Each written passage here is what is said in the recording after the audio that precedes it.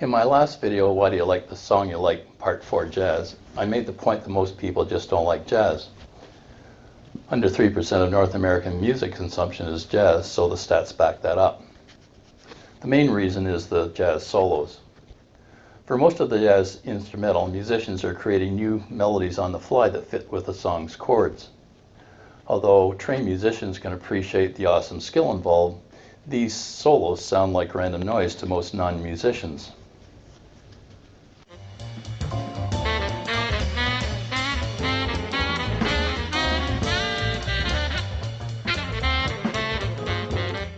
Most are not going to appreciate that solo as anything more than random noise. On the other hand, most have dined at a restaurant with jazz in the background and have quite enjoyed the experience. This video will answer the question, why do you like jazz some of the time? I have a good understanding of the subject. I like jazz a lot, my wife doesn't. Yet I play a lot of jazz as background music in our household. So I have a lot of experience selecting jazz recordings that Leah may not love, but she's okay with it. I'm going to make the distinction between jazz, the genre, which most people don't like, and the sound of jazz, which most people do like.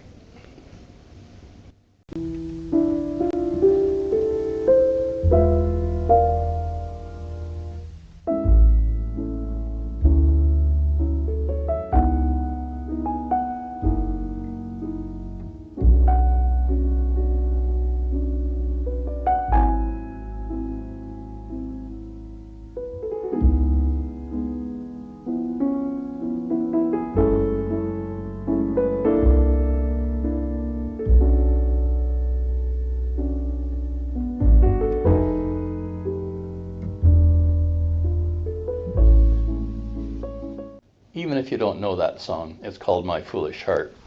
I'm guessing you wouldn't mind that as background music. It's hard to hate that. That clip illustrates the current sound of jazz.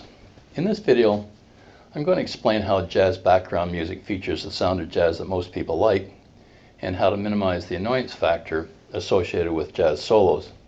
Hopefully, you'll look at jazz differently the next time you hear jazz. Let's start with what's going on when you like the sound of jazz. There is such a thing as a jazzy sound, and most will be able to recognize it. I'll play a familiar tune with that jazzy sound. This is Three Blind Mice with what some might call a jazzy sound.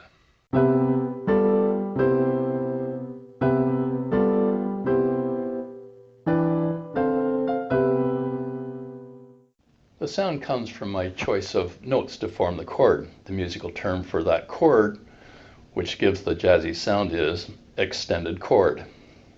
And I'll explain that in a moment.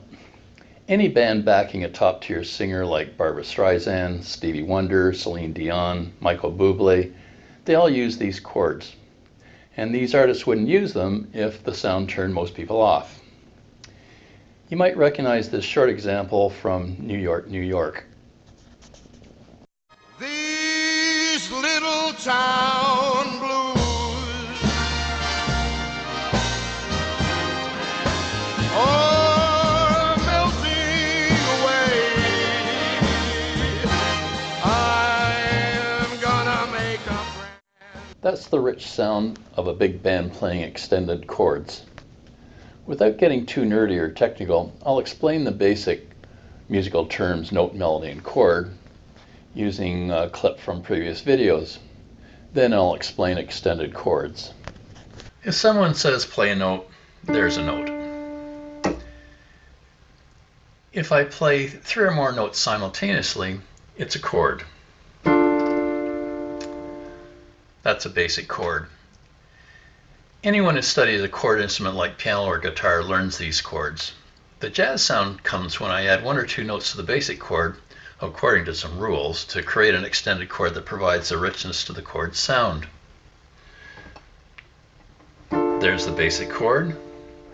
Add 1 note, add 2 notes, add 3 notes, add 4 notes.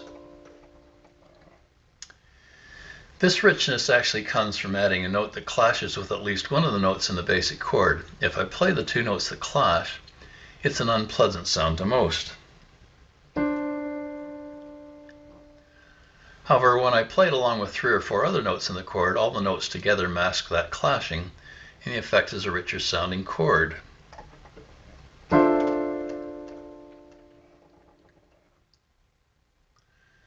Let's apply it to a case of 3 chords that sound good together in a sequence. Here's a simple 3-chord progression using basic chords.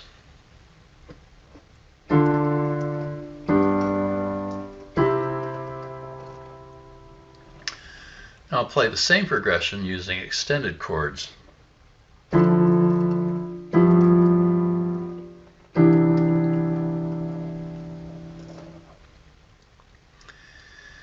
So that's how musicians get that rich sound that most people like. It's the chord instruments in the smaller bands that provide the sound, the piano, the organ, and the guitar.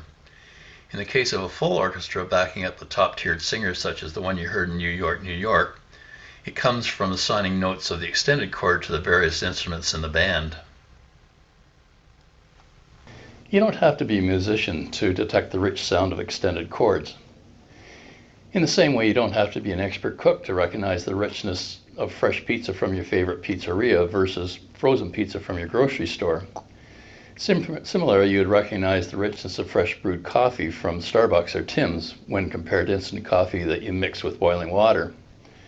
I use extended chords exclusively when I play piano. Their sound is a big deal to me personally. You'll hear them in all of my piano recordings throughout my videos. On the other hand, extended chords are not particularly important with pop music. You really can't hear the chords. You're concentrating on the lyrics and the musical hook. And even if you try to pay attention to the chords, you can't usually hear the individual chords. The backing band has 1 or 2 guitars and a keyboard, all playing chords at a very high volume. It's difficult to hear individual chords. Here's a bit of Journey's Don't Stop Believing to illustrate.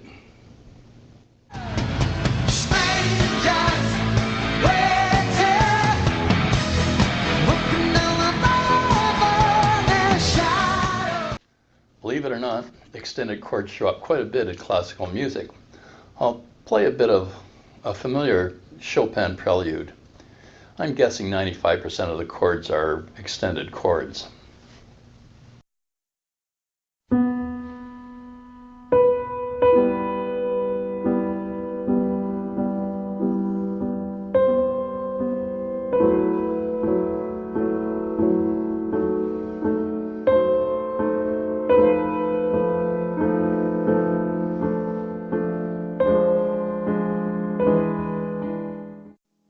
Before around 1960, jazz didn't use extended chords, and it didn't have that rich sound. That's the main reason I don't like jazz before 1960 and subgenres in jazz that don't use extended chords like Dixieland. Compare Benny Goodman, the characteristics of the swing era before 1960, and Harry James around 1970. Ignoring the quality of the recordings, you can detect the richness of the extended chords in Harry James Band.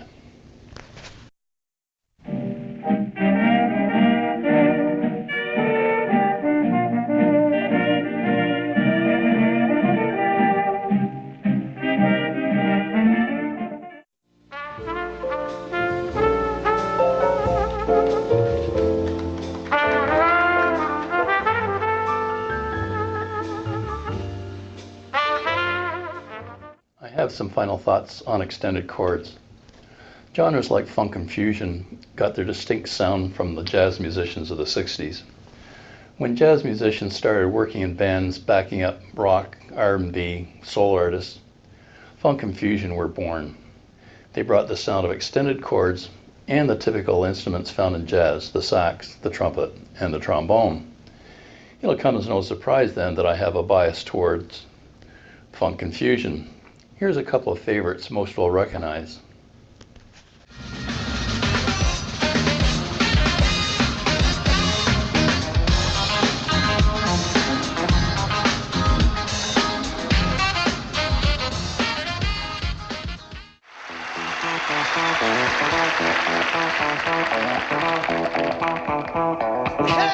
Hey, do it now. Yeah. Hey, hey. Yeah. Once I was a boogie. Now you know all you need to know about extended chords and how they provide that rich sound associated with jazz versions of songs. Let's move on to how jazz background music minimizes the annoyance factor associated with those jazz solos. If you notice, most of the selections in jazz background music are at a relatively slow tempo. That's in the 80 to 120 beats per minute range. What do I mean? Well, if you tap your foot to any piece of music and count the number of times you tap your foot in a minute, that's beats per minute. Here's a sample of a jazz tune at 120 beats per minute.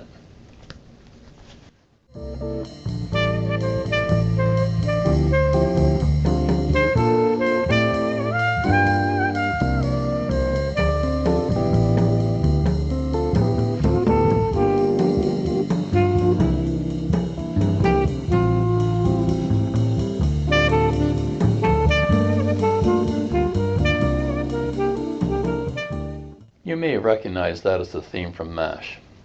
And even if you didn't, you probably wouldn't mind that playing in the background at dinner time.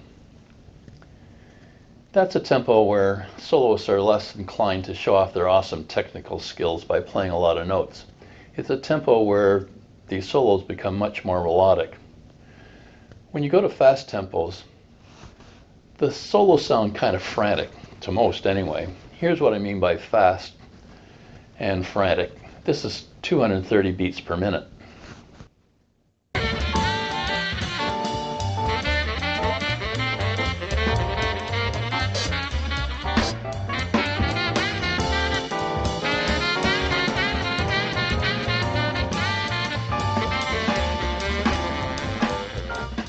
So jazz background music that you'll like will have a lot of selections where the tempo is relatively slow.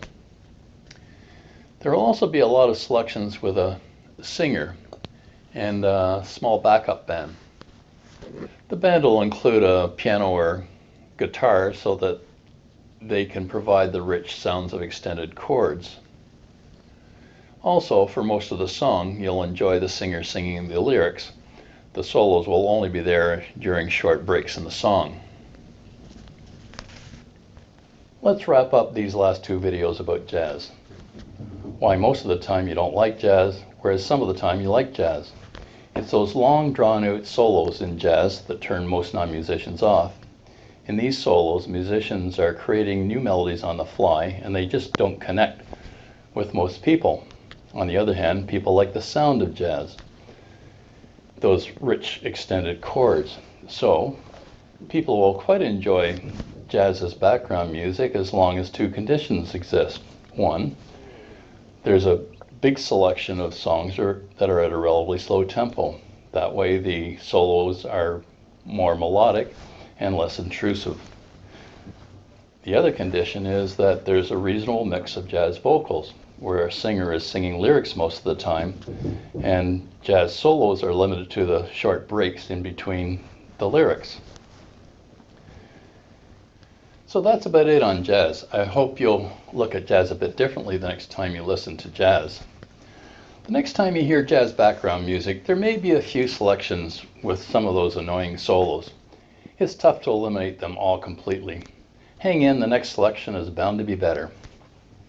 People have asked me to put together a video about blues. It seems there's some confusion about exactly what blues is.